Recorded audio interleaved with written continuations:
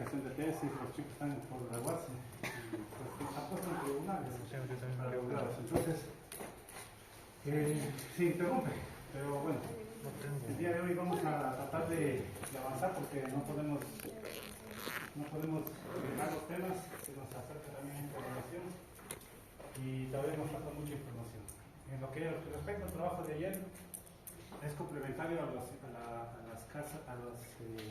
patologías circulatorias que hemos hecho referencia, y por eso es que les envié, le hice por pareja, y creo que 3 horas era demasiado tiempo para que presenten ese trabajo.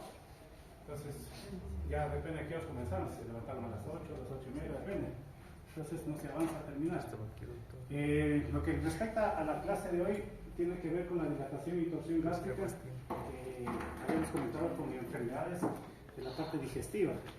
Entonces, la parte digestiva, vamos a ver algo que hemos mencionado tanto en la microbiología y en la medicina interna.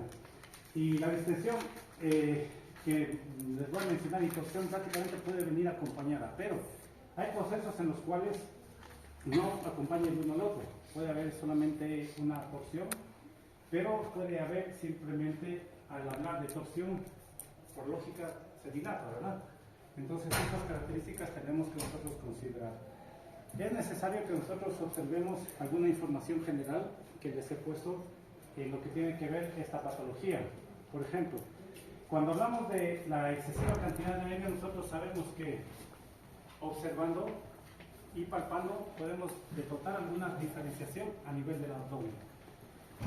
Cuando hablamos de torsión, gira sobre su eje. Vamos a ver ya por qué ese giro que realiza sobre su eje puede determinar justamente la afección tan grave posiblemente, o sobre todo la presentación de esta patología. Si ustedes recuerdan, cuando hablamos de la parte anatómica, cuando hablamos de la parte radiológica, va a existir un problema con cuál, con la vena cava caudal, porque se acuerdan que existe una relación, porque no porque el estómago esté en el tórax, sino que al producir la torsión, la distensión produce presión hacia el tórax, y al afectar la vena cava caudal, que sabemos que está muy relacionada en su dirección, produce lo que se llama un retorno venoso alterado al corazón. ¿Qué pasa con el gasto cardíaco entonces? Disminuye, ¿de acuerdo? Y eso es lo que son de las características principales que vamos a ver. Choque hipovolémico. ¿Por qué el choque hipovolémico? Nosotros entendemos de que al haber una afección a nivel de circulación mayor, no hay un retorno adecuado. ¿Qué sucede? Pues no hay la suficiente sangre que circule a todo el organismo.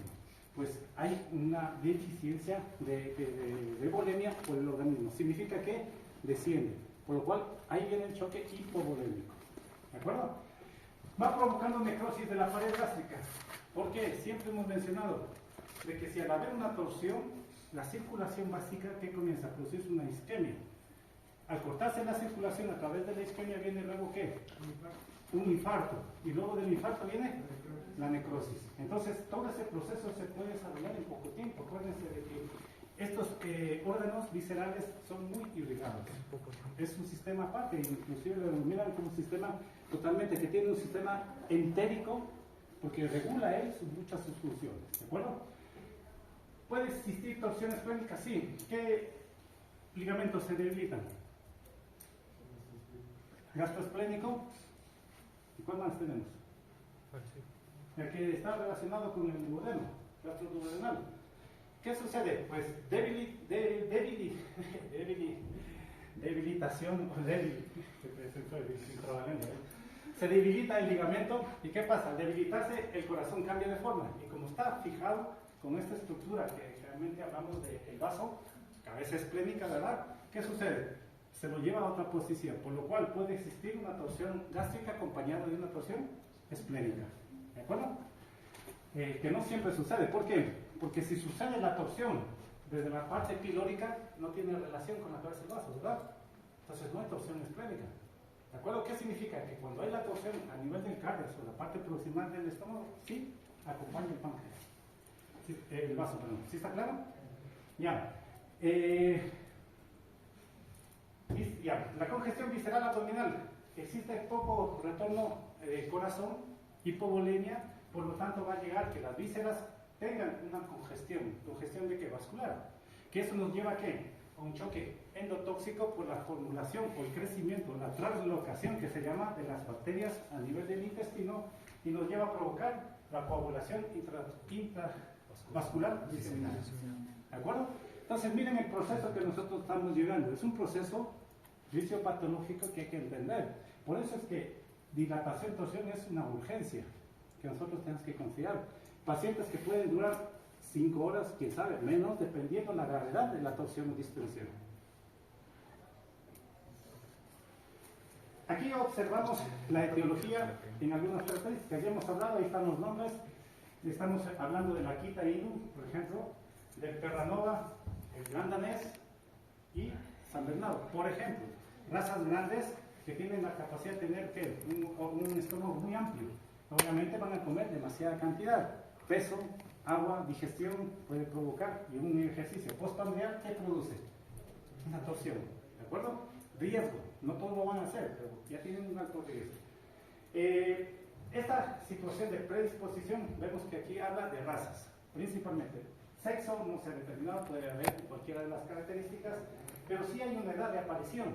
Se ha visto que muchos reportes hablan de 5, 7 años, o sea, estamos hablando de etapas jóvenes, adultas, más o menos en estos animales. A pesar de que más adultos, porque jóvenes serían menos de 5 años.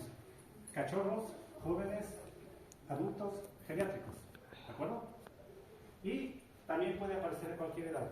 ¿Por qué cualquier edad? Yo les he comentado que hay muchos procesos quirúrgicos, prequirúrgicos o inclusive manipulación, mala alimentación en cachorros de estas razas que por hacerlos jugar la actividad, hiperactividad que tienen, pueden comer y desarrollar ejercicios. Y eso puede provocar un riesgo. No es que vaya a suceder, pero acuérdense que hay predisposición. Tenemos que tener mucho cuidado. Si le damos de comer, pues no lo llevamos a pasear. Esperemos, así como nosotros hacemos para hacer ejercicio, por lo menos 1 hora. Que baje un poco a la digestión y hacer algo de ejercicio, pero no enseguida. ¿De acuerdo? O hacer lo contrario. Hacer los ejercicios y seguir a comer. Porque lo primero que van a hacer, a beber mucho líquido. ¿Y el líquido produce distensión del estómago? Claro que sí. Luego ponen la comida, ¿qué pasa? ¿Ustedes saben cómo se hace esa croquetas que hacen? Se expande. Le dan una cantidad, se llena el estómago. Y hay riesgo. Entonces, mucho cuidado en esta situación. La imagen de ahí nos permite observar cuáles son los principales formas, que son 2, por la torsión. En AA, que se llama en eje longitudinal, se tuerce, o BB, que es eje transversal. Esas son las 2 opciones que se ha visto en lo que representa la torsión del estómago. ¿De acuerdo? En muchas ocasiones vamos a mencionar esto como una característica. Que en radiografía lateral derecha, si ustedes todo esto ya lo entienden, vamos a ver que los compartimentos son más grandes. ¿A qué lado? La parte ventral al píloro. ¿Y por qué les digo esto? Porque en esta radiografía en muchas ocasiones vamos a encontrarnos con un signo característico que se produce aquí, que se llama el brazo de Popeye. ¿Por qué? Porque es igualito al brazo de Popeye. ¿Qué hace? Musculoso, que se divide, y esa característica. Aquí más grande, aquí más grande. ¿Y por qué? Porque aparece una línea de tejido blanco interpuesta en esa torsión que caracteriza su densidad de tejido. Y van a tener aire, tejido, aire. Entonces, ¿qué van a encontrar ustedes?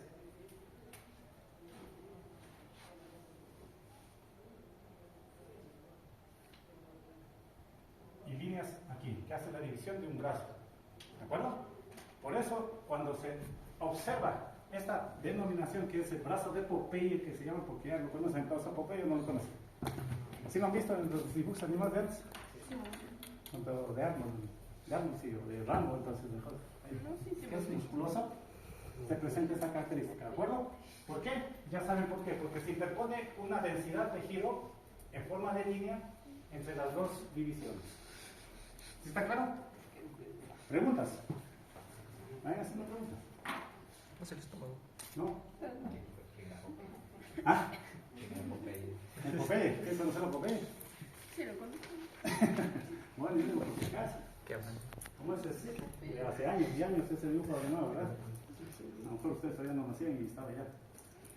¿Sí está claro? Entonces sí tenemos esa idea, ¿de acuerdo? ¿Cuáles son los factores desencadenantes? Hemos hablado mucho de esto, les vamos a recalcar. Entre ellos tenemos gran cantidad de comida y agua, ingestión muy rápida y la alimentación una vez al día. ¿Por qué una vez al día? Porque estas razas comen mucho y a veces salimos de mañana y, bueno, nos vamos a volver noche, le echan la cantidad, pero a veces ellos saben que comen demasiado. Llegan la noche y se desesperan por comer. ¿Qué hacen otra vez? A devorar. Aerofagia, ingestión muy rápida, demasiada cantidad, pues animales con predisposición. Daño multiorgánico, lo que hemos mencionado. Se va a producir una afección digestiva y cardiorrespiratoria. Ya hemos hablado por qué. Estómago, isquemia, hipoxia, úlceras gástricas. Pueden ser la característica de formación de daño que se puedan producir. Corazón, hablamos de bajo retorno venoso, endotoxemia, distribución de la toxicosis a través de vía sanguínea. Respiración, presión del diafragma, disnea o problemas respiratorios. Órganos abdominales, congestión, edema, necrosis. Cuando ustedes hacen una cirugía de estos pacientes, ustedes pueden encontrarse, ya vamos a ver unas imágenes, de que las vísceras pueden estar congestionadas, obviamente por la presión que sufren del otro órgano vecino. Y el choque que es la hipovolemia, endotoxemia y septicemia. Resultado de una mala atención, muerte del paciente. ¿De acuerdo? Entonces, si nosotros vamos observando, tenemos que solamente destacar los signos clínicos. ¿Cuáles son? Náuseas intensas y no productivas, porque sabemos que obviamente porque tiene esa torsión no puede ingerir nada. Inquietud, taquimia o disnea, que ya mencionamos. Distensión abdominal, timpanización, características. Pueden comenzar apáticos, indiferentes, ¿de acuerdo? Pero cuando se complica la cosa, ¿qué pasa? Se desesperan, buscan ayuda, posiciones que son específicas. Taquicardia, sabemos por qué se produce la taquicardia, y la palidez de mucosa, sabemos, ¿verdad? Porque hemos hablado de una pérdida de vascularidad y de retorno, obviamente, que reduce la periferia. Si no lo puede compensar sistémicamente, pues peor a la parte periférica. Y en casos graves, la hipotermia coma y choque. La hipotermia tiene el mismo principio de lo que sería la palidez, ¿verdad? Porque es la irrigación de sangre que llega hacia la parte externa que produce el calentamiento también de las extremidades. No tenemos sangre, obviamente enfriamiento de las extremidades distales. ¿De acuerdo? Miren, posiciones específicas. Una de ellas. Esto es, pide ayuda, no puede respirar. Se estira, ¿de acuerdo? El cuello lo más posible. Comienzan en esas posiciones que abrir la boca para captar oxígeno e inclusive ustedes pueden ver como si estuviese riendo. ¿Qué pasa? Las comisuras se hacen para atrás. ¿Por qué? La desesperación de captar aire. Estos son casos ya extremos que ustedes pueden encontrar. No solo en torsión. ¿Cuál sería otro signo de esto? Por ejemplo. ¿Cuál sería otro signo para que veamos esto? Díganme. Pero, díganme. Ya hemos hablado tanto. A ver, díganme ustedes diferenciales. ¿Cuál? Díganme. Vías respiratorias, pero debería ser dentro de tórax cervical, tal vez, que es lo que hasta donde podemos llegar. Vías respiratorias. ¿Qué otra cosa podría ser? ¿Ah? ¿Cuál? Edemas pulmonares, ¿cuál más? Pirotoras, pericarditis, todo lo que afecta a la parte respiratoria. Y si afecta al abdomen, hernias diafragmáticas, por ejemplo, y atales, también es una misma característica. ¿De acuerdo? Acuérdense, esto es ayuda. Les pide a ustedes auxilio. No le ayudamos, se muere. Es la última vez que lo van a ver así. Son urgencias, acuérdense, no ustedes pensando. Ustedes clínicamente pueden determinar esto. Si yo tengo esta característica y veo ya las signologías, ya no tengo que estar, no tengo radiografía, no tengo ecografía. Hasta buscar quién me haga, se murió. Mucha atención. Clínicamente sí podemos diagnosticar esto, por eso ustedes tienen que estar muy claros que evalúen al paciente. ¿De acuerdo? Diagnóstico. No falta ni explicar mucho porque ustedes entienden ya toda esta parte, lo que es la radiografía. Si antes no lo entendíamos, miren las formaciones de esos tejido que se produce, esas líneas de tejido, y ustedes van entendiendo ya esto es lo importante de la parte que complementa la imagenología. Ustedes ya identifican qué órgano está mayormente afectado, ubican si ha cambiado de posición, y ustedes observan que es una enfermedad multisistémica. Si se altera esto, se va a alterar el resto. ¿Sí está claro? Entonces miren la importancia de que ahora yo entiendo que ustedes ya comprenden estas situaciones. ¿Sí se dan cuenta? Eso es lo importante para complementar la parte clínica. Entonces, de laboratorio, ¿qué pasa? Yo quiero determinar algún analito, pero es una urgencia. Si puedo, lo hago. Si no, no lo hago. Tienen que entrar a cirugía. Radiografías, hemos hablado. Si en caso tienen duda por alguna situación en el paciente y todavía quiero confirmar, obviamente realizo. Si está comprometida la parte respiratoria, con un 10-3 respiratorio, ¿qué hacen ustedes? ¿Cómo hacen la radiografía? Porque si lo pongo en exactamente. Posición. Si es posible, lo hago en estación, más horizontal. ¿Sí está claro? ¿Por qué? Porque eso me va a determinar justamente la facilidad de no descompensar al paciente. Si no tengo otra alternativa, porque el colimador no lo podemos ubicar en esa posición, tenemos que hacer una radiografía ventrolateral o lateral, ya sea derecha o izquierda, pero con cuidado. Acuérdense que se puede descompensar. No vamos a evaluar otro órgano porque miren lo que vemos aquí, si es abdomen. Vemos más el estómago. Si queremos evaluar tórax para ver cómo está, porque tengo dudas de algo, tengo que hacer otra radiografía. Ya saben que diagnósticamente ustedes tienen que hacer por regiones, no todo el perro, ni todo el gato. Si quieren comparar, algo sí. ¿De acuerdo? Eso les comento porque estoy viendo algunos, tratando de ayudar en algunos diagnósticos de pacientes, pero las radiografías que me mandan son tremendamente malas. En un ventro dorsal, con el esternón acá. ¿Cómo estará el pobre animal? ¿Pueden diagnosticar? Difícil. Entonces tienen que tener mucho cuidado ustedes cuando realizan la radiografía para que si ustedes la quieren aprovechar, hagan esa consulta necesaria. Entonces lo importante, como ustedes ven, miren, desplazamiento de los ejes del colon craneal caudal, píloro, cardias. Y aquí les muestra la aparición de las líneas de tejido que hacen esa forma de músculo que se llama de brazos de Fauvel. ¿Característico de qué? De torsión gástrica. ¿De acuerdo? Torsión bulbogástrica. Bien, una diferenciación, ¿se acuerdan con peritonitis? Es por la pérdida de contraste. Aquí el contraste que nos da principalmente, ¿qué es? Aire. Y el peritonitis y el otro nos da líquido. Entonces, ya recordamos eso, pues para hacer diferenciales también. Bien, ¿qué más podemos mencionar aquí? Creo que el resto ya se explicó. Doctor, Sí. para visualizar el tórax también se podría hacer una proyección ventrodorsal teniendo ese diagnóstico. Sí, miren, pero acordémonos de que si nosotros queremos evaluar principalmente el abdomen, yo voy a tener que poner una cosa que ustedes tienen que recordar y que siempre les he dicho. El haz del rayo primario va al centro de donde voy a hacer el estudio. ¿De acuerdo? ¿Y qué hago ahí? Aperturo el colimador a las partes que yo quiero. Si yo quiero tórax, miren qué si hago aquí. Yo aumento la radiografía, pero está el punto de acción aquí. ¿Voy a poder diagnosticar directamente bien esto?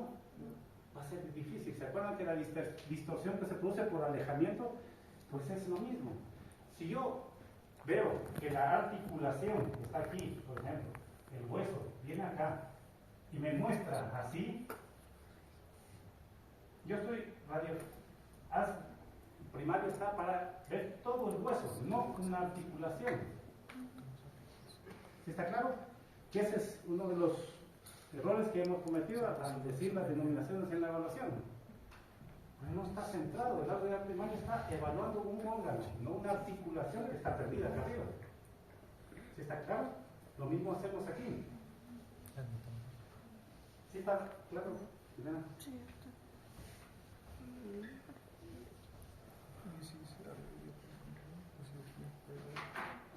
Tratamiento.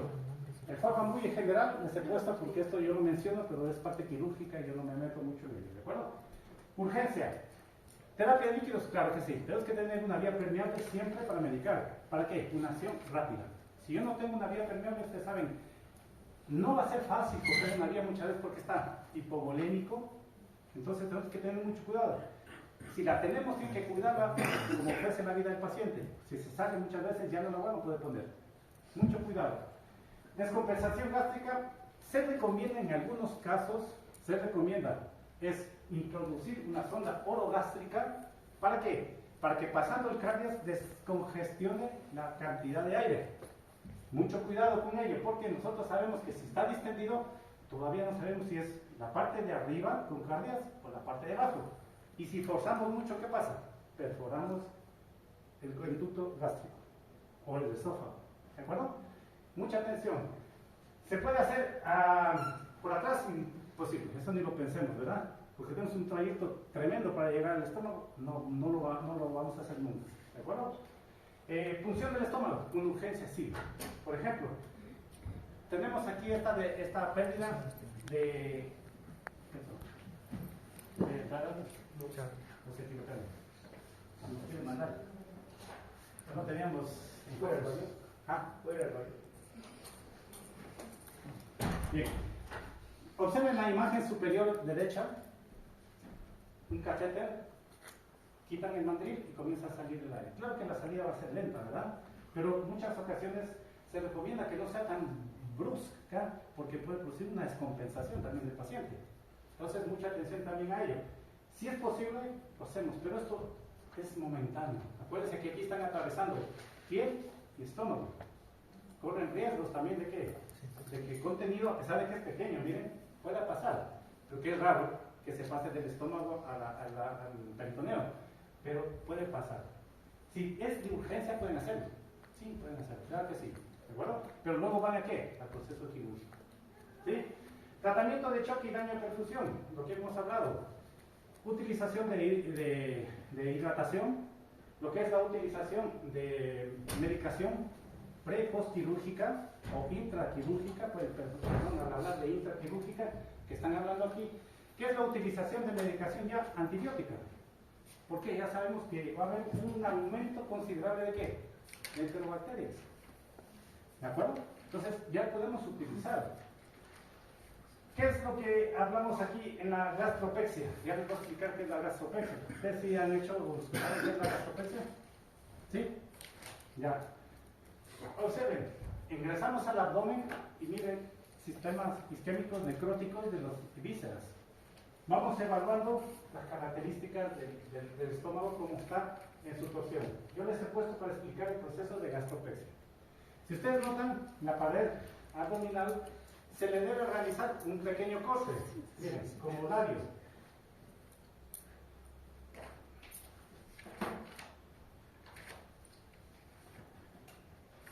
Miren aquí el corte que se realiza en la pared abdominal. Luego, en el estómago hacen el mismo corte, pero obviamente no estamos atravesando las 4 capas, solo atravesamos las 2 iniciales, de ser posible. Que es difícil saberlo, obviamente, pero ustedes saben que depende de la intensidad que le den, pues pasan las capas. ¿Por qué? Porque una vez que tienen estas heridas formadas, tienen que aproximarlas, pegarlas, y realizan la sutura.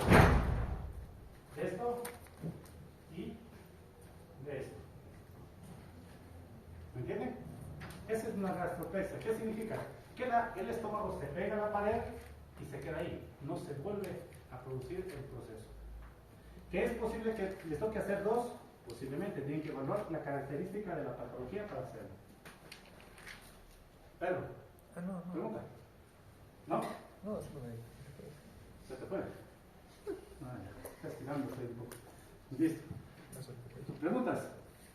Ya sea en forma general lo que es una gastropexia. No atravesamos ni todas las capas del estómago, ni todas las capas que revuelve la parte del abdomen. ¿Sí está claro?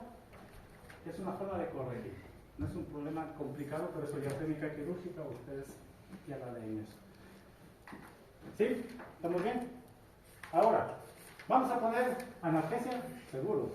Seguimos con hidratación, seguro. Antibioterapia, seguro. Claro que sí, tenemos un proceso que puede llevarnos a una toxemia, que tiene una toxemia aquí. ¿Qué productos utilizábamos en forma general para tratar esto? Por ejemplo, digan ustedes, ¿qué medicamentos? ¿Cuál? Cefalexina. ¿Cuál más? Ceftriaxona. Metronidazol. Tramadol como analgésico. ¿De acuerdo? Analgésico. Los otros son antibióticos, este es analgésico. ¿Qué más podemos poner? Antiinflamatorios. Inflacor.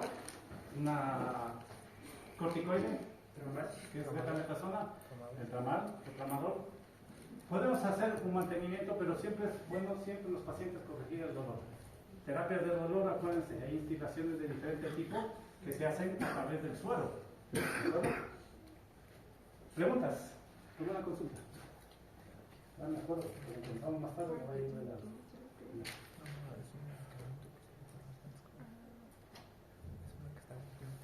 Eso es lo básico que hemos visto en estómago, principalmente algunas afecciones que pueden ocurrir. Vámonos al intestino delgado. En el intestino delgado nosotros vemos una imagen, una laparotomía exploratoria, cómo normalmente podemos observar las asas intestinales con su triplón, con sus técnicas de vascularización, etc. ¿De acuerdo? Lo importante es recordar de que el intestino cumple una función muy importante y ustedes saben que dentro de la parte fisiológica es donde más se produce la asimilación de los alimentos o de los productos. Sin embargo, no deja de ser la parte craneal, que es el duodeno, ser un lugar donde llegan ciertas enzimas digestivas de los órganos anexos que tienen la digestión. Entonces, nosotros tenemos que cuidar mucho esta parte del tubo digestivo inicial, porque dentro de estas capas que ustedes ven, todas son importantes, pero ¿cuál es la que nosotros tenemos que tener más cuidado? ¿La mucosa? ¿La mucosa? ¿Qué dicen ustedes? ¿Todos estamos de acuerdo o no? ¿Sí? ¿Todos? La mucosa. ¿O alguien no? Contradice lo que dicen. ¿Qué dicen ustedes? ¿No es su criterio? ¿Cuál es? Pues sabes que los importantes, obviamente, pero hay unas que tenemos que cuidar muchísimo. ¿Sí? ¿Estamos todos de acuerdo? Sí, no se peleen. ¿Ya? ¿Sí? Ya, sí, dice todos, ya te apoyaron. Pero justamente la mucosa es la que nos interesa, por las características anatómicas que ustedes observan, que hablamos de vellosidades, microvellosidades, son las que normalmente se desplazan o se eliminan en muchos procesos gastroentéricos. Por eso es que, según el daño que se produzca a nivel de las vellosidades y esas células especializadas, es la sobrevida también del paciente. ¿De acuerdo? Este borde de cepillo, bueno, hace referencia a lo que ya mencionamos, vellosidades, microvellosidades. ¿Y por qué hablamos de las criptas de Lieberkühn? Ustedes vieron fisiología. ¿Para qué sirven esas criptas de Lieberkühn?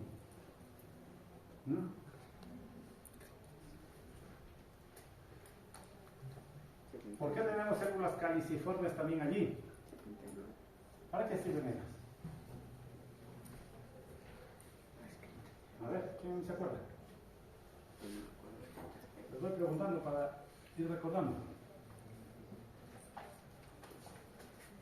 Cuando hablamos de las caliciformes que se encuentran dentro de las vellosidades y microvellosidades, son quienes elaboran el moco de protección del intestino. Y ese moco de protección, o esas células caliciformes, ¿dónde más las tenemos en más abundancia? Del tracto gastrointestinal. ¿Vale? Dígalo. Dígalo con fuerza. ¿Vale? No. No está bien. Es que es para quitar esas dudas. Pues ya sabemos que no es ahí. ¿En el duodeno? No. Es en el colon. Por eso es que las diarreas de colon, ¿qué? Botan moco. Ahí está la diferenciación de la afección que intestinal delgada, intestinal gruesa. Entonces, por eso, acuérdense, les comenté alguna vez, el colon, ¿qué hace? La mayoría de veces colecta desechos y esos captan líquido. Y si fuesen resecas las heces, ¿qué pasa? Cuando se van a eliminar, pues duele, o de iurita y todo. Una capa protectora de moco que facilita la expulsión. ¿Está claro? ¿Sí? ¿Qué va a salir mío? ¿Qué me vino a la mente? Muchas cosas. Bueno. No nos dice nada, no nos cuenta el chiste. Bueno. ¿De dónde a dónde discurre el intestino delgado? Bueno, sabemos límites, ¿verdad? Hablamos desde el píloro, acuérdense, antropilórico no, porque el antro es todo un sistema. ¿De dónde comienza? Del píloro, del esfínter pilórico. ¿Hasta dónde? La válvula ileocecal. Hay una especie que no tiene válvula ileocecal. ¿El equino? ¿No era el equino? ¿El equino? Sí. Y es de nuestras mascotas. Ahora el papelito le echamos la culpa acá. El carro tiene una situación de la válvula ileocecal muy compleja. No sabemos por qué. También se quedan cosas allí. Aparte del tamaño, obviamente. ¿Sí? Anatómicamente, el duodeno proximal, el yeyuno y el hilo distal, como ustedes ven, son las partes componentes del intestino delgado. Nosotros hablamos, ¿se acuerdan radiológicamente de qué? De la zona yeyunal. ¿Por qué? Por la característica que es mayor y su presentación que nos da en la radiografía.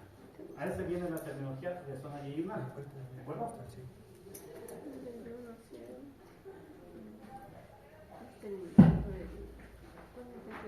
Bueno, para recordar lo que ya estaba en el gráfico, son las capas que microscópicamente nosotros las determinamos: serosa muscular, submucosa y mucosa. ¿Bien? ¿Qué pasa con las de Lieberkühn y todo esto que mencionábamos? Sabemos que hay un sistema nervioso entérico. ¿Qué significa eso? Sistema nervioso entérico. Que es autónomo del sistema nervioso central. Por eso se habla de un organismo independiente hasta cierto punto. Sabemos que la parte del sistema nervioso central también actúa, ¿verdad? Simpático, parasimpático, etc. Pero ellos tienen el intestino tiene un sistema nervioso entérico que se llama, que regula mucho su accionar, independiente de las acciones también centrales. Por eso es muy interesante estudiar la parte de la entérica y muy difícil a veces comprenderla. ¿Qué pasa en los procesos digestivos? Cosas que hemos visto. Lo que sería el proceso en las proteínas, lípidos, carbohidratos, fluidos y electrolitos. Nosotros sabemos quién actúa a nivel de estómago, por ejemplo, qué actúa a nivel de intestino craneal, por ejemplo, y cuál es la función de estas velocidades en este proceso. ¿Qué pasa en otro proceso? ¿Cuál va a actuar para bajar, por ejemplo, la acción de las grasas? Por ejemplo, enzimas pancreáticas, biliares. Estos conductos que llegan a la parte digestiva tenemos que conocerlos por la función y la localización. Cuando hay procesos de necrosis de intestino, ustedes saben que hay situaciones de ictusucesión, por ejemplo, cuerpos extraños que producen lo mismo que hemos hablado en el estómago, que sería isquemia, necrosis, infarto y necrosis. Y obviamente ya la continuidad de esta parte ya no es viable. ¿Qué hacemos? Eliminamos ese pedazo. Pero no vamos a eliminar todo el intestino. Pero sí eliminamos un pedazo que nos sirve y hacemos la unión de la parte intestinal. ¿Se puede hacer? Claro que sí. Pero acuérdense, depende también. Hay estudios que se realizaron dependiendo del corte que hagan en el intestino. ¿Cuál es la diferencia que existe en procesos nutritivos? Existe, pero es muy mínimo, no hay mucho. Pero sí se ven afectados cuando están en la parte inicial. ¿Por qué? Porque ahí tenemos esta alteración. ¿De acuerdo? Bueno, carbohidratos. ¿Quién actúa sobre los carbohidratos? Principalmente la amilasa. ¿De acuerdo? Fluidos y electrolitos, sabemos de la función, pero la mayoría se orientan en la parte del colon principalmente. Bueno, ya lo vimos. Ya, la motilidad. Esto es muy importante conocer, porque mucha motilidad que se produce en el intestino está basada en ¿qué? Sistema nervioso entérico. ¿De acuerdo? ¿Qué sucede? Que nosotros sabemos que existe contracción coordinada del músculo liso a nivel del estómago e intestinos, que estamos hablando ahora. La respuesta es neurohumoral, que se denomina, y las contracciones segmentarias son las que producen el avance frenado, no retroceso.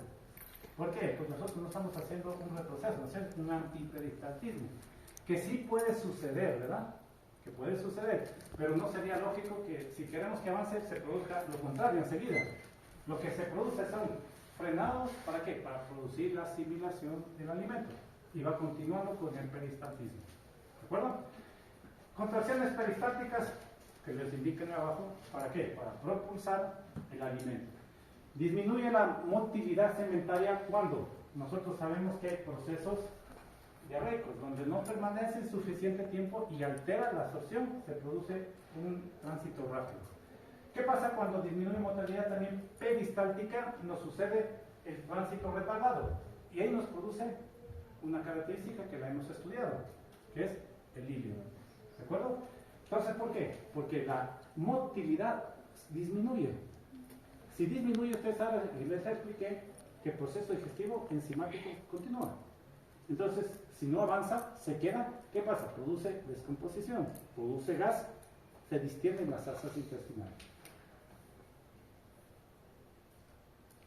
Bueno, a ver si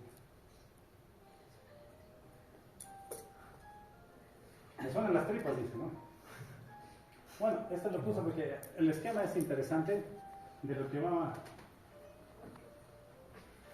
el postre, ¿no es cierto? Cogemos a veces nosotros mismos le damos. Vemos nuestros pacientes así, nosotros nos da pena. Como yo estoy comiendo algo, le doy. Vemos características, miren, perro pequeño, muy bien, pero tengo perro grande, miren, ya comenzamos inclusive a tallas pequeñas a darles ¿qué? Sobre altura, no al piso, para acostumbrarlos a una mejor captación del alimento, mejor digestión. Tenemos muchos procesos. Sabemos que hay la formulación de gases. ¿Es normal que ellos los eliminen? Claro que sí. ¿Pueden evitar? Lo hacen en condiciones muy significativas. ¿Que también lo hacen? También lo hacen. Pero ellos aprenden y hacen muchas cosas que los dueños les enseñan. Los cachorros ingieren muchos productos justamente por su actividad. Y como ven, hablamos también de lo que está consumiendo las heces, por la coprofagia, que ya nos vamos a hablar, algo que mencionamos también. Las características que ustedes tienen que ver es en base a la alimentación, como ven. ¿Qué tiene que ver? La inapetencia. Se desesperan los animales porque encuentran, miren, circunstancias de qué? De que quieren defecar, pueden defecar, no pueden defecar. Todas esas características nos permiten a nosotros, ¿qué? Siempre observar algún cambio significativo.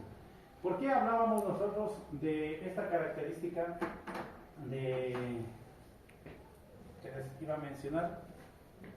Era sobre, había un ejemplo que les quería mencionar. Aparte de esto. Hasta me puede dejar del ejemplo que le iba a decir, ¿verdad? Me fue la mente por tu lado. Bueno. Si viene a la mente ya les indico, ¿ya? Signos clínicos. Ya hemos hablado de muchos signos clínicos que intervienen en la parte gastrointestinal. Algunos de ellos se aumentan, otros de ellos se disminuyen. Pero en este sentido, nosotros tenemos que siempre encontrarnos con ruidos. Si ustedes pegan muchas veces su parte que no es normal hacerlo, ¿verdad? Poner directamente el oído al abdomen, pueden escuchar siempre movimientos o sonidos en el intestino y eso es normal. Por eso es que cuando se pierde la tonicidad, ustedes pueden poner el estetoscopio del oído y no escuchan nada. Cuando se activa nuevamente la motilidad, como les dije alguna vez, ustedes comienzan a escuchar fuertes borborismos, saben que está comenzando a funcionar, ustedes tienen que quitarse de atrás, porque va a desfogar todo lo que tienen. ¿Ya? Y eso sí ha pasado, como les comenté, aquí los estudiantes se quedan bañaditos de las heces porque están atrás. Explota eso y obviamente pues ya saben, les pegan un buen baño. ¿Qué es lo que sucede? Que comienza motilidad. Miren que ha habido casos que yo les explico por la experiencia que he visto cuando hubo pérdida de tonía intestinal. Se hizo exámenes, no se notaba ninguna característica diagnóstica y se optó por hacer una laparotomía exploratoria. Se hizo la laparotomía y como al hacer la laparotomía ustedes tienen que ¿qué hacer? Sacar todo para observar, ¿verdad? A ver si hay un proceso. Y la manipulación de eso, luego que se cerró y todo, ocasionó la motilidad del intestino. Facilitó. No quiere decir que siempre que tengamos eso vamos a hacer cirugía, pero se presentó este caso en algunos pacientes que yo he visto, que la estimulación manual que hacen de la laparotomía propició nuevamente la movilidad del intestino. Acuérdense, son casos específicos que no se entiende por qué, pero no lo vayan a hacer, todo el proceso no vayan a hacer cirugía. Por sus ruidos. Los ruidos. Suena así. Claro, más despacito, pero suena así. ¿Ya? Ah. ¿Con qué? Con té. Con té. Con té. No, sí, sí es con té. No, pero ¿qué es con té? Que no le entendí la palabra con té. Ajá, esa es la palabra. No lo he escuchado con té. No lo he escuchado. Tal vez algo le falta la palabra, porque no lo he escuchado con té. No le contaron. No lo he escuchado. Tal vez si es que tiene usted anotado me dice cuál es, ¿ya? Porque a lo mejor me está diciendo pero falta algo, porque no lo he escuchado. La relación de borborismo es un sonido estomacal, ¿ya? Me lo revisa a ver si tal vez se tiene la idea, pero a lo mejor no se acuerda algo de la palabra. Para relacionar, ¿sí? Me dice. Diagnóstico. Ustedes observen los diagnósticos. Siempre recalcamos muchas cosas, pero no nos metemos muy profundo en estos análisis, porque ustedes tienen que manejar la parte clínica, o sea, clínica, hablamos de la parte de laboratorio principalmente, ¿de acuerdo? Hematología, bioquímica, análisis de heces, radiografía, ultrasonografía, biopsias, etc. Lo que ustedes logren poder realizar.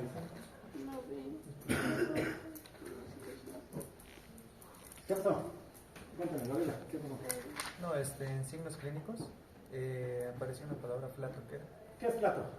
No me acuerdo. Ah, más o menos con los gases. ¿Pero qué tiene que ver? ¿Flatulencia? No necesariamente flatulencias. Veamos en internet, a ver si lo vemos mejor. Porque si yo les digo, a lo mejor no me entienden. Veamos plato, pongamos ahora hacia el ¿plato? Sí, plato. Está en signos clínicos. Es como una distinción, pero qué idea que no había. No que si les explico mejor se confunden, porque no tengo la idea clara para explicarles. Acumulación de gases en el aparato digestivo que produce un dolor fuerte y por lo común pasajero. Ya, entonces tiene que ver con la parálisis, acumulo de gases, cuando no pueden eliminar, como signos cólicos que se producen de gases, idénticos. ¿De acuerdo? Es por eso que en algunos perritos pequeños, en los cachorritos, cuando se les cambia la alimentación, uno de los primeros problemas que son cólicos se llama un plato. ¿Por qué el dolor abdominal? Porque cambian la alimentación de lactantes ya su nueva alimentación y produce eso gas. Esos son los cólicos. ¿Se acuerdan de los niños en las personas cuando les dan de comer? ¿Qué hacen? Cortecitos, ¿para qué? Para que erupten o boten el gas, ¿no es cierto? Los perritos no les hacemos eso, pero es necesario en algunas ocasiones. ¿Para qué? Para que esa acumulación de gas que se produce, ¿qué pasa? También haga lo mismo. Pero si no le queremos hacer eso, ¿qué le damos? ¿Qué producto le damos para que reabsorba eso? ¿Cuál le damos? Ya te voy diciendo 10 veces, pero... ¿Ah? ¿Cuál le damos para los cólicos a los cachorros? Y generalmente con ella, ¿cómo de gas? A mi perrita que tenía un producto que era para niños, se ¿Cuál? llamaba Aeron. Aeron. ¿Cuál es el principio activo del Aeron? Está bien, es el comercial. La denominación común internacional, que le estoy pidiendo, ¿cuál es? ¿Sí les dije?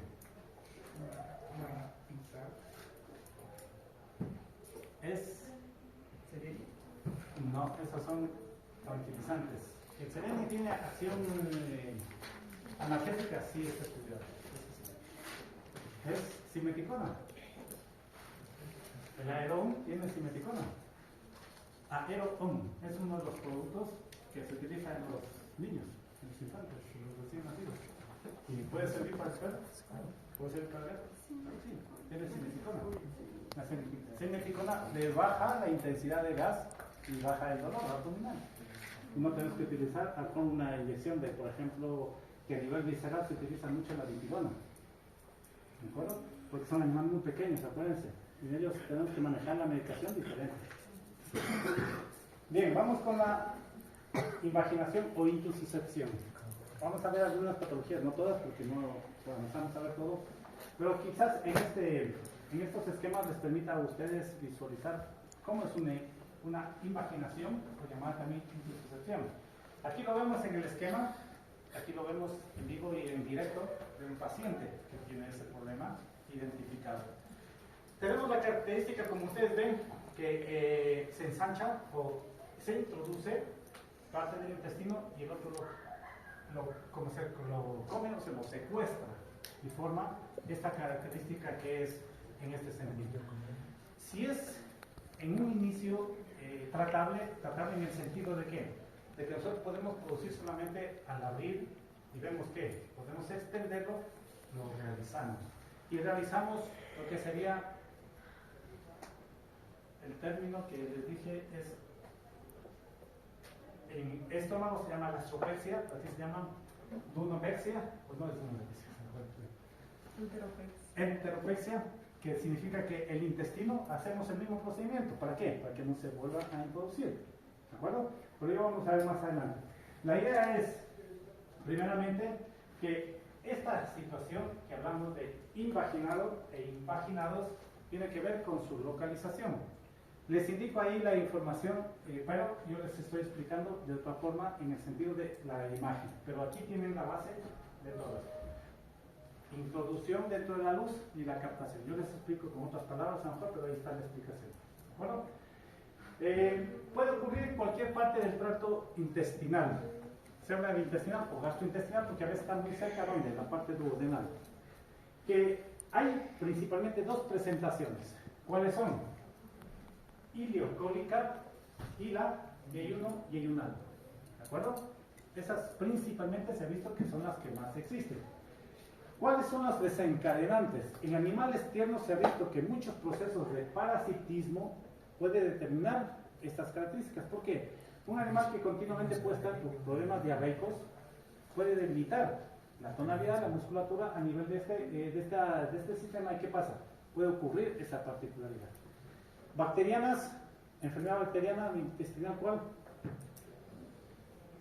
Enfermedad bacteriana intestinal. ¿Cuál? Vírica intestinal.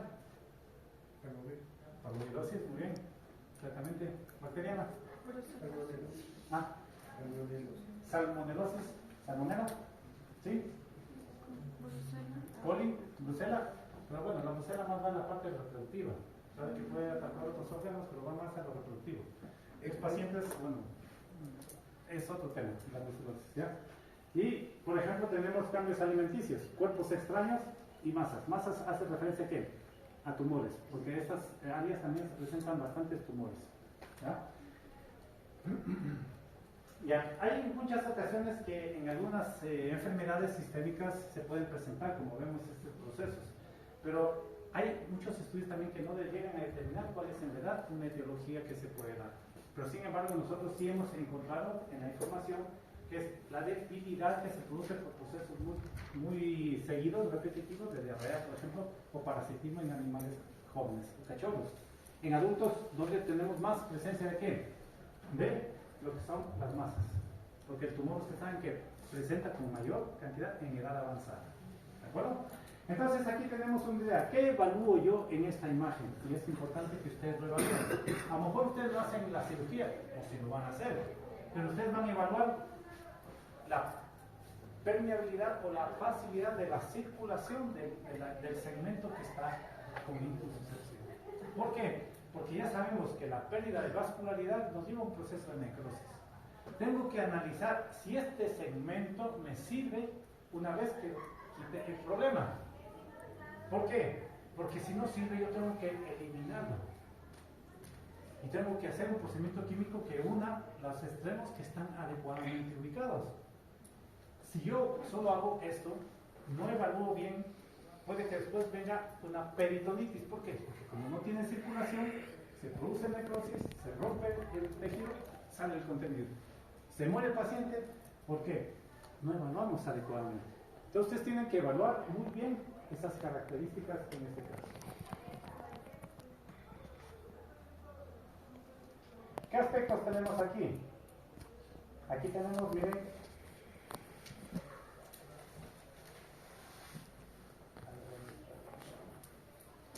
tenemos una imagen de una extirpación de una parte del intestino, porque ustedes ven las características, miren, que obviamente no nos permitiría seguir con una funcionalidad adecuada. Por lo tanto, se hace, miren dónde se produce la intususcepción. Ustedes se dan cuenta porque generalmente el lugar donde se produce generalmente cambia su posición, su forma, puede haber una estenosis, un cambio significativo. Entonces, a partir de ahí, ustedes evalúan, miren, lo que es la evaluación del sector para hacer esta eliminación del segmento. ¿De acuerdo? Pero vamos a hablar de algunas cosas fundamentales. Hemos hablado ya de esto, vamos a hablar de los viejos, de los jóvenes, hemos dicho, ¿no es cierto?, las características de cada uno. Una de las situaciones es considerar parcial o completa, porque eso me da la signología. ¿Qué pasa si es completa? ¿Cuál es el signo de los pacientes, los síntomas? Intususcepción completa. O sea que no pasa nada. ¿Dolor? ¿Cuál? No defeca, exactamente. No defeca, ¿qué más? Obstrucción. No come, obviamente. O sea, vomita constantemente o regurgita. ¿Y qué pasa cuando es parcial? ¿Qué significa? Que no está totalmente hecho ahí. Y hay un paso mínimo por la luz del intestino. ¿Qué signo encontramos ahí? No diarrea. Secreciones sí, pero mínimas, líquidas, que a veces sanguinolentas. Entonces eso va a eliminar ¿por dónde? Por el recto. ¿De acuerdo? Puede comer a lo mejor, muy poco, porque sí se está vaciando, pero muy lentamente. Entonces, miren, va a cambiar un poco la signología. Por eso tenemos que ver si es parcial o si es completa. Miren que esto sucede crónicamente. Yo les expliqué, no sé si a ustedes les indiqué el caso de un paciente que llegó con signología, entre comillas, de envenenamiento. Un animal muy grande, de raza grande, gigante, y que ya dejó de comer, estaba obviamente en una anorexia tremenda y deshidratación grande. Pero comenzó a eliminar un poco de sangre por el recto. Y los cortes, porque pasaba en campos, pensaban que ellos como utilizan rodenticidas, era un envenenamiento. Y claro, al inicio no le pararon muchas cosas, como pasa en fuera. Llegó y cuando ya se ubicó en la sala de atención para estabilizar, ¿cuál es la estabilización en este caso? ¿Qué harían ustedes? Hidratación, lógico. Una vía permeable para que me permita hidratar y medicar. 1 hora duró y murió. Y ahora, ¿cómo es esto? Y se habló al dueño para que nos permita hacer ¿qué? La necropsia. ¿Qué sucedió? Cuando hicimos la necropsia nos encontramos con un problema de una intususcepción tremenda. Y miren, pensaron que era envenenamiento. ¿Qué tiempo estaría el pobre animal así? Y llegó ¿qué? A morir, porque ya no aguantó su organismo. Si se dan cuenta entonces la signología. ¿Por qué yo puedo identificar clínicamente esta patología? Ya vamos a ver en el diagnóstico. Ya les voy a explicar por qué. ¿Sí? Entonces tenemos que tener muy claro esta situación, ¿de acuerdo? Ahora, principalmente es normógrada a retrógrada. ¿Qué significa eso?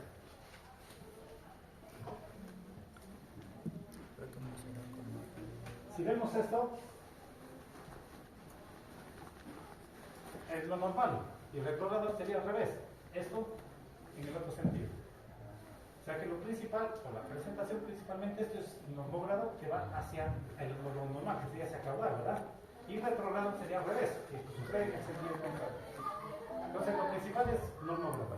Pero puede sentir retrógrado, hace referencia a esa particularidad. ¿De acuerdo? ¿Qué pasa, Gabriela? Te hacen muchas cosquillas ahí, ¿verdad? No. Cada rato no veo que están bien. Algo pasa por ahí. Ya tenemos, ya nos queda poquito. Vamos a ver. Enteropexia. ¿De acuerdo? El término que ustedes también me mencionaron. Enteropexia. Es el mismo principio que la gastropexia o gastropexia, que depende de cómo se diga. La misma incisión e intestino. En este caso puede hacerse al asa intestinal que se encuentra al lado, ¿de acuerdo? ¿Por qué? No podríamos pegarla a la pared, ¿cierto? Porque se quedaría ahí pegada. Pero sí se pega a un asa intestinal que está al lado. Entonces acompaña y evita la recidiva. ¿De acuerdo?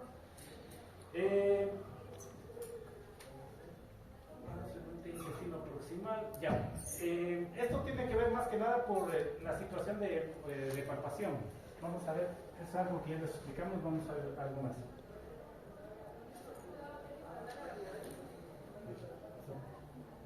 Bueno, muchas gracias. Yo quiero llegar a una situación, a ver si no me olvidé, si es que es esa, vamos a ver. No tenemos nada de distancia.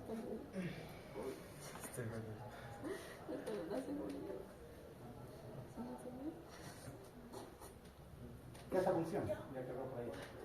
¿Qué es abulsión?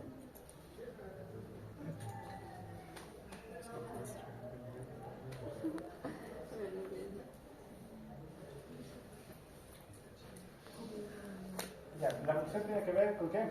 Como más o menos un desgarro que se busca y que se vuelve a dar otra forma. En la característica que quería preguntarles a ustedes o explicarles era sobre esto, miren. La serosa y el desgarre. Acuérdense las partes del intestino, ¿cuál es la serosa? ¿Qué pasa con la serosa? Se desgarra. Si la serosa se desgarra, que es la que protege, ¿verdad? El exterior, ¿qué pasa? Continúa produciéndose la ruptura. Nos lleva a una peritonitis. Y cuando no está roto el intestino, se produce la eliminación de sangre a la luz intestinal. Y eso es lo que se elimina por dónde cuando es incompleta, por el recto. Y eso es lo que ustedes notan en ese proceso. ¿De acuerdo? Bien. Factores predisponentes. Entre los gatos y perros se reportaba más en caso de los perros. ¿De acuerdo? En gatos puede ser, sí. Características de alguna raza la ven allí, porque ya la identifican, ¿verdad? La raza es ¿cuál? Pastor alemán, ¿ya? Ovejero, ¿y este? ¿Siamés? ¿Cierto? Es característico que también existe mucho siamés en nuestro medio. Se habla de que normalmente encontramos este problema en menores a 1 año. La estadística indica que hasta el 75% de casos son a 1 año, pero no deja de producirse en animales adultos. Tenemos que evitar la presencia continua de parásitos en animales jóvenes o procesos entéricos donde se desarrollan las diarreas, porque eso debilita y puede ser predisposición a esta causa. El engrosamiento intestinal nomás hace los adultos. Si nosotros tenemos pacientes adultos, tenemos que considerar realizar una observación muy clara en la producción de algún tipo de cáncer a nivel intestinal. Que no lo va a tener mejor, pero ya hay más riesgo. La mayoría de pacientes ha tenido enfermedades, puede ser, y se está determinando que principalmente son de tipo gastrointestinal. Pero hay una que degenera y produce un déficit de motilidad o de problema a nivel general y muscular. ¿Cómo se llamaba? ¿Cómo se llamaba? Que también lo hemos visto y lo hemos mencionado. ¿El distemper? No como en patología, sino como en enfermedad. Vamos a ver si es cierto. Sostenido, ¿sí? Digo, ¿cierto? Ya están bien desayunados ahorita, no pasa nada. Podemos hablar un rato más. Bueno, a ver,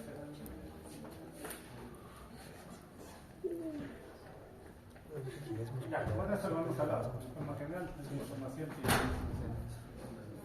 Bueno, el gato siamés lo pongo porque es una de las razas que tiene muchas dificultades de salud. Ustedes yo creo que van a ver que muchas de las imágenes que les voy a poner está siempre del siamés. Verán en las próximas unidades. No es que sea una raza que no la queramos, sino que lamentablemente que tiene muchos problemas genéticos y muchos problemas de enfermedades, que ya lo vamos a ver. No es que se presente siempre, pero ya saben que el riesgo está en esta raza. ¿De acuerdo?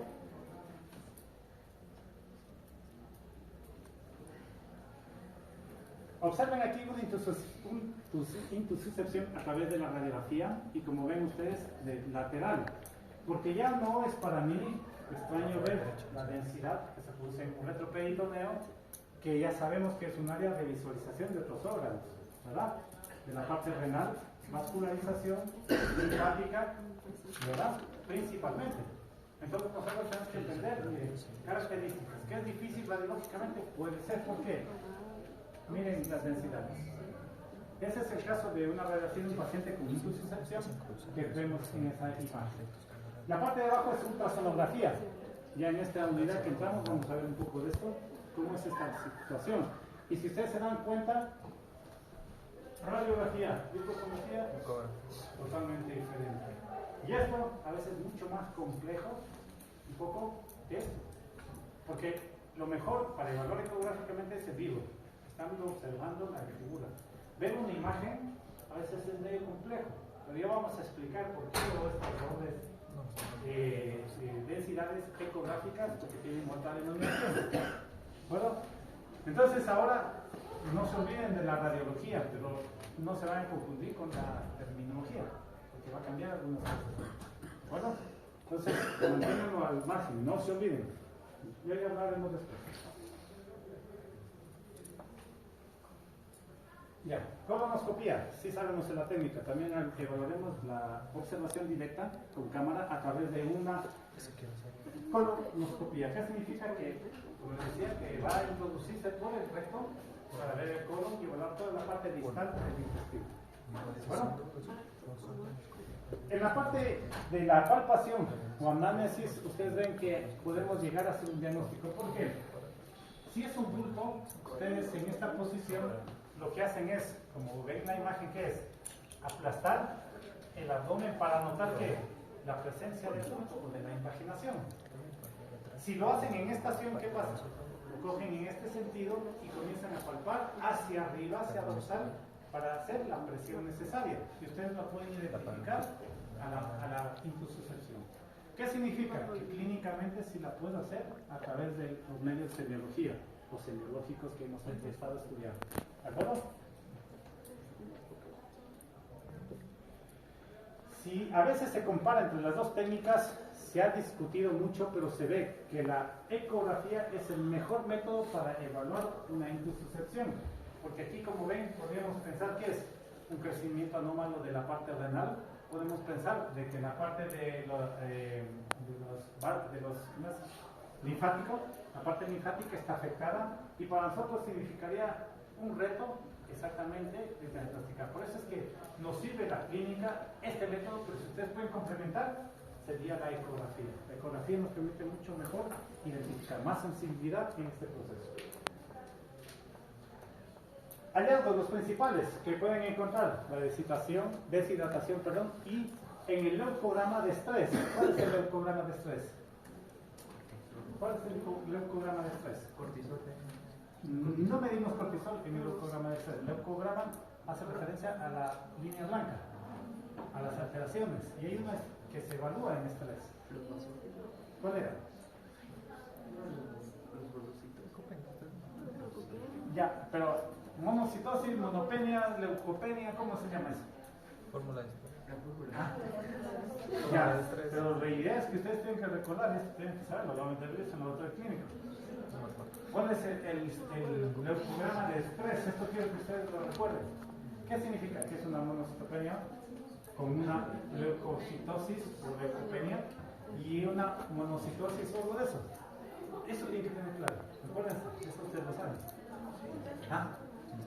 Ya, eso, acuérdense, porque significa que nosotros vamos a encontrarnos, si ustedes van a hacer una química, van a encontrar, perdón, en un hemograma, van a encontrarse esta característica. Leucograma de estrés, ¿de acuerdo? Anemia, desequilibrio electrolítico, ácido básico, etc. Hipoalbuminemia, lógico y coprológico, también se hace coprológico. ¿Por qué? Porque dijimos que uno de los predisposiciones es la presencia de parásitos. ¿De acuerdo? ¿Ya? Cuerpos extraños, tumores, bóvulo, torsión, adherencia, diagnósticos diferenciales. Miren lo que tenemos aquí. Un montón que nos hace pensar las mismas características inmunológicas del paciente. Y el paciente está haciendo sus cálculos a ver si nosotros vamos con el problema. ¿Por qué? Entendernos un poquito complejo, ¿verdad? Con la tecnología. Pero vamos a ver. Vamos aquí a discutir esto. Que esto quería llegar. Que esto nos interesa. Se habla y está reportado, pero aquí viene también su criterio. ¿Será posible que yo pueda hacer una reducción manual percutánea? Es mi pregunta. ¿Qué dicen ustedes? Porque eso está hecho en un estudio reportado en un artículo de que sugiere hacer una revisión del problema manualmente percutáneo. ¿Qué sería percutáneo? Que lo hacen por fuera. O sea, al paciente por fuera le van a hacer ustedes manual esa particularidad. ¿Qué creen ustedes? No se volvería. ¿Se puede producir? ¿Se puede producir? ¿Alguien decía?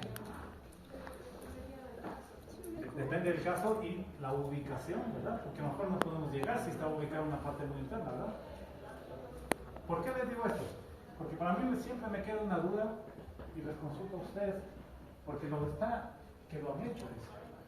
Que para mí yo lo veo muy raro, que puedan poner las dos manos aquí. ¿Cómo identifico el ácido intestinal? Claro, así. Medio complicado, pero lo indican. Yo les pongo porque lo indican. Que se pueda, no sabemos. Yo al menos para mí se me hace muy difícil. Pero les reporto porque hay información de eso, por eso les supuesto para que ustedes lo pueden ahí, ¿de acuerdo? La mayoría requiere reducción quirúrgica. Exactamente. Aquí nos vamos a que yo diagnostico, no puedo hacer, o lo podría hacer, pero yo no puedo hacer esto, ¿y qué hago? Cirugía. ¿De acuerdo? Tratamiento médico, ¿qué es el tratamiento?